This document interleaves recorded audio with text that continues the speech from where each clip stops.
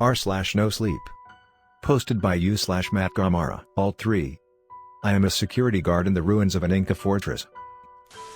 Oh, hello. This is my first post here. I'm not sure if this is the right place to talk about this, but I hope it is, and I'm already doing it anyways, ha ha ha.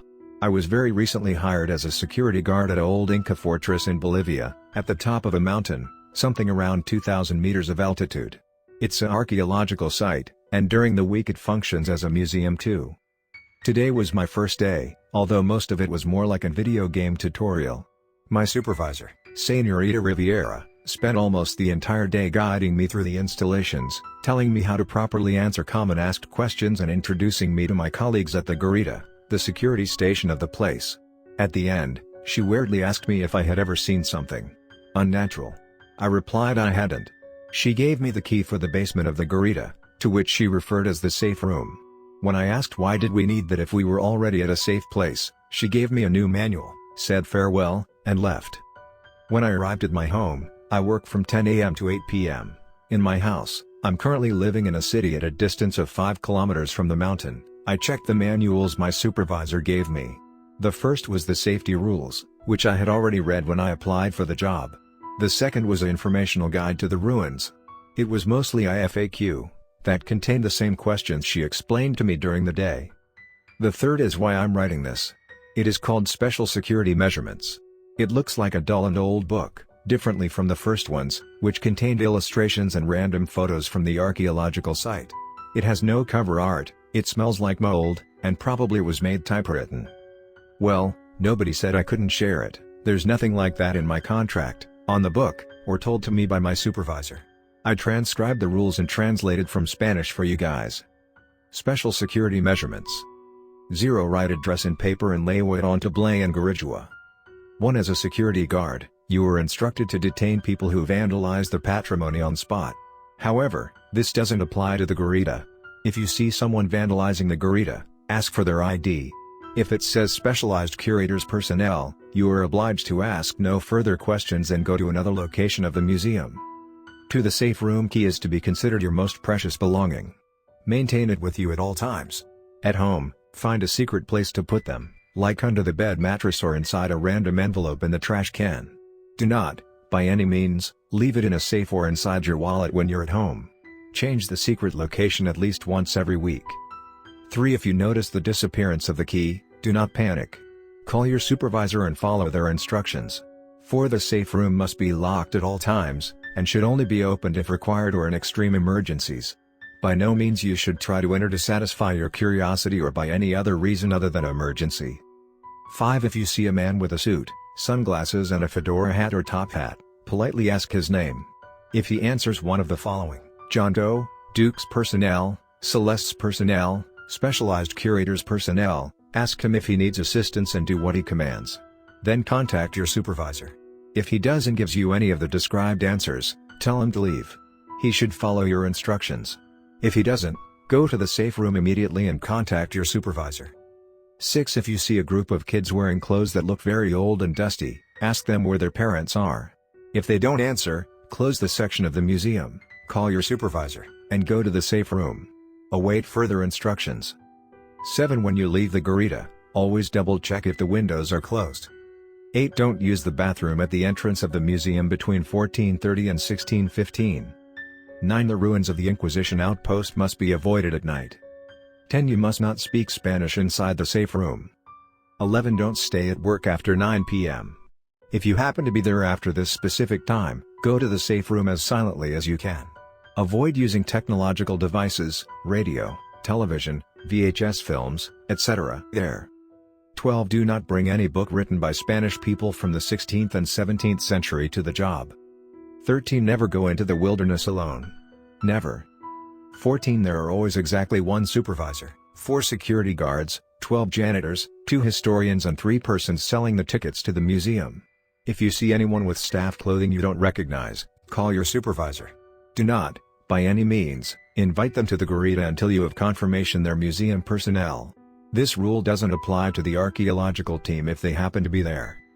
15. The pit was an ancient underground tunnel used to evacuate the fortress by the Inca. Thus being said, you should avoid entering it, unless under extreme circumstances. If you happen to enter it, by any reason, go back. You will only be able to be in the pit in safety if you are of Inca descendancy. 16. There is not a night watch, even if they wear authentic uniforms and seem to be familiar with the place. If you are greeted by a night watch when leaving or when arriving, contest with gibberish, close the museum and get out. Call the supervisor immediately. 17. Sometimes a Rule 0 shows up in this manual. Ignore it. 18. If you are in the place where the ancient Incas performed sacrifices and see people dressed in indigenous clothing acting in a weird manner, close the section and go to the safe room immediately. 19. Avoid drinking coca tea or masticating coca after 7 p.m. inside the Guarida. 20. If you see someone you recognize from historical paintings or with clothing completely incompatible to the time period, ask for their citizen ID. Depending on the reply, accompany the person to the exit of the museum or leave them alone. 21. When going down the mountain, you may see that Vineyard Santo Amaro is open. There's no danger in going there, but avoid staying there after 10 p.m. The vendor sometimes is attractive. Do not accept any request to give them a ride home or to stay with them during the night at the Santo Amaro Posada. There's only a vineyard and a wine shop there. 22. In the wall of the Guarida there are photos of every one of the employees of the site, including one of you. If it goes missing, contact your supervisor immediately, and do not leave the Guarida. 23. If you hear someone calling your name around 1830, don't answer. Go to the Guarida and wait for it to end. 24. Twice per year, a bizarre, tall and completely white alien-like creature will stalk you. The first time, you will randomly spot it at a minimum of 7 meters from you, probably standing still. It will walk slowly towards you. Don't go to the safe room or contact the supervisor. Go to a random cemetery outside the mountain and bury your clothes there. Don't tell anyone about it. The second time should occur between 3 and 5 months after the original incident, even if you are not working with us anymore. You will wake up with the creature at the corner of your room. It will be standing still, like a statue. It doesn't breathe or move, but don't be fooled by it. Within 7 days, you must pray in 7 different churches, even if you are an atheist. If this doesn't work, get as far as you can from your home and stay there for more 7 days. 25. You may meet people you thought were dead sometimes. If this happens, don't talk to them and go to the safe room. Stay there for 1 hour and it should be safe. 26. If one of your colleagues asks for a ride home, decline, unless it is the janitor of the 3rd section, then accept. 27. Avoid looking into the ruins of the 3rd Inca house in the 9th sector for more than 2 minutes, even if you feel obliged to or someone tells you to do that. 28. Orbs are sometimes seen flying around. If the orb is blue, ignore it. If it is orange, close the section. If it is dark or red, go to the safe room and call your supervisor. 29. Never talk about these rules outside the Guarida if you're not with at least 2 other guards nearby. 30. If you feel a sudden need to speak or sing in languages you don't know, resist, and don't speak at all. Send a telegraph or a letter to your supervisor asking for help. 31. If you find anything unnatural that is not listed here, close the section where it is happening, call your supervisor immediately and go to the safe room. Alright, a lot of people ask me to keep them updated on whatever happened. At first I thought nothing even remotely scary would happen. I was still thinking this was probably a messed up prank from my supervisor or my colleagues. Sadly, that was proven not to be the case. Yesterday was my 2nd day at work. I met my other colleagues and some of the other staff members. The first one I talked to was Samir. He's the sec guard that takes care of the entrance in section 1. The museum is distant of everything and at the top of a mountain, so we don't get lots of visitors. I'd estimate today we had 500 individuals. So, each security guard patrols 2 sections. But no one patrols the 9th section. I don't know why. Anyways, Samir is from Bolivia, but his parents are from India. He's a quiet guy, but seems to be nice, and was very kind with me. The second person I met is Victoria. She's a nice woman, who seems to be in her 50s. She spends the entire day, when not actually working, playing Candy Crush. The third, and last of the security guards that aren't me, is Hector. He's in his 60s, and he has a tired voice. He's the only of us who do not consume coca, and seems to be addicted to smoking. The others I met were the janitors. I think there are 12 of them, 3 for each sector, except section 9.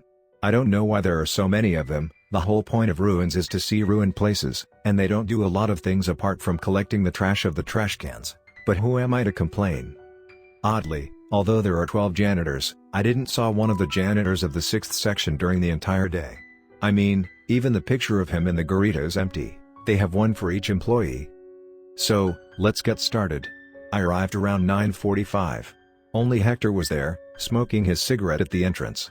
When I approached to greet him, he said, "I know what you want to talk about. Not now. Wait until noon. It's usually the safest time." I got a little confused, but he tapped my shoulder and offered me a cigarette. "No, thanks, I quit 2 years ago. I sell medical tranquilizers and relaxing substances if you'd like also. Just talk to me if you'd like." "Wait, you smuggle drugs in here?" "Yes, but the supervisor literally orders me to do it. Most of the staff wouldn't be able to work without being calmed by something. I include myself in this category." In this moment, a car parked next to us, and Samir calmly got out of it. "Hey, what are you guys doing?" he said as he masticated a piece of coca. "We're waiting for the supervisor to open the entrance, like we do every day," Hector said. "Why? Don't you have the keys to the entrance?" I said. "Of course I do. But it's usually safer when we wait for her." I tried to ask why, but they evaded every questions related to what this so-called safety was. After more 15 minutes, another car arrived. Our supervisor got out of it, with a blank expression.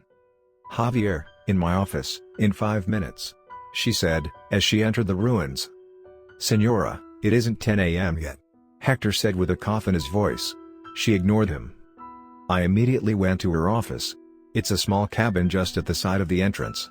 Her waiting room had various Inca decorations, and falsified deer head on the wall and a secretary desk, which was empty. I tried to open the door to her office, but it was locked. She told me to wait. After 5 minutes or so, she opened the door. The actual office was far simpler than the waiting room. It actually seemed like an interrogation room. Small, with no windows, a ventilator on the ceiling and just a closed laptop on her table. She looked at me like she wanted to burn me alive. "Javier, did you violate Rule 29? "Oh, I don't know, Senora Riviera." "Shit. Then you've already caught their attention. Okay, listen, Javier. Pay 10 times the attention you were giving to the rules before. For your own sake." "Madam, if this is a joke, I'd like to say I'm not enjoying it." "No one enjoys it. Please, be safe, Javier. We cannot afford to lose another employee. You're acting just like your predecessor. And that didn't end up well for him." "Senora. What happened to my predecessor?" "Well, I think you maybe should see for yourself." She opened a drawer in the table and took a binder, which she put on the table. "Francisco Cagras, 28 years, guard of sections 7 and 8. Disobeyed Rule 29 2 times, he talked to his family about the special security measurements and to his neighbor. Violated number 19 several times. Violated 9 once. Once, because he disappeared. We found him 3 days later." She showed me the register of the violations. "Was he okay?" "No. We found half of his body at the base of the mountain, impaled in a tree. We have not found his legs yet. His eyes and heart were removed. Now, do you understand where you are getting yourself into?" She handed me a print of my first post at Reddit. "How did?" "The error is not that you posted this on Reddit. The error is that you did it without any colleagues nearby or outside the Guarida. Please, avoid violating security measurements. You can go now." I didn't know what to say, although my mind was riddled with questions and more questions. So I just left when she opened the door. Now, the rest of the day was almost completely fine. Almost. I afforded to work, even with the questions plaguing my head. In the lunch, nobody wanted to answer them, not even Hector. The event which is worth taking note happened at around 1945. I was only 15 minutes away from leaving, and the museum was closed for already 1 hour. I was watching one random Bolivian soap opera in the ancient TV of the Guarida when the signal started to fail. I tried to put the antennas right again, but couldn't. Victoria has already left. Hector and Samir were not there at the time, so I had nobody to help me fix the signal at the time. "Damn," I said, while going back to my seat, when I heard Victoria calling me outside.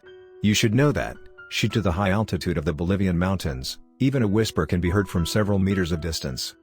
I left the Guarida, going after the voice of my colleague. After 2 minutes of walking in the obscure and old Inca ruins, my phone rang. "Kiddo, what the fuck are you doing?" said Hector, from the other side of the line. "Victoria called me, I'm going to see what she wants." I answered while I walked. From some distance, I saw the pit. "I think she got trapped inside the pit," I said to him. You moron, haven't you read Directive 23? Come back to the Guarida, now. But what if Victoria? Victoria left early, you moron. For God's sake, come back already. He was screaming at the cell phone so loudly I could hear his voice echoing in the Guarida. I then stared at the pit. One slender and long arm got out of it and waved at me. I tried to run, but I got so shocked I couldn't. I just kept staring, confused and terrorized. And then I heard a step behind me. I slowly turned around. I saw what looked like one of these Spanish conquistadors from the 16th century. But his face was horrifying, it was completely deformed, and seemed putrid. His clothing was old, dusty and falling apart. His eyes were completely black. He just stood still and smiled, revealing hundreds of teeth, that weren't even supposed to fit in his mouth. I didn't even stop at the Guarida. I ran to my car and got out of there as soon as I could, looking back every 5 seconds to see if something was following me. But nothing happened. The path down the mountain was a long and scary one, as I was completely alone and the only light the roads had were from my car lanterns. Not even the moon was there this night. I stopped at my home, locked all the doors and windows, and lied on my bed. I couldn't sleep with the light turned off at night. The only thing that made me feel safe was the sound of the cars outside my home and the dogs barking in the neighborhood. I'm posting this at work now, as my supervisor instructed, because I have to open up with someone, and my colleagues refuse to talk with me about it. I spent almost my entire free time today reading the rules again and again. I'm thinking about resigning his goddamn job, like many of you suggested, but I have to work at least more 10 days according to my contract. Wish me luck. I'll keep you updated.